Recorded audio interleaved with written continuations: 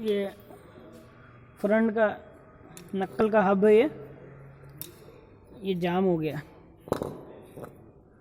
ये जाम हो गया, ये जाम हो गया है।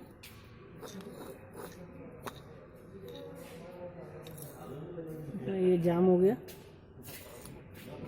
ये ABS स्पीड सेंसर इसके साथ ही आता है, हब के अंदर कंप्लीट है। ये देख रहे हैं, इसके साथ है, कंप्लीट है हब के अंदर।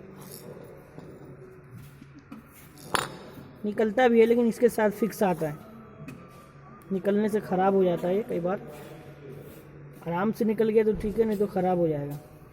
ये हब कंप्लीट सेंसर के साथ आता है। सेंसर टूट गया, एक्सीडेंट हो गया, नक्कल बैंड हो गया।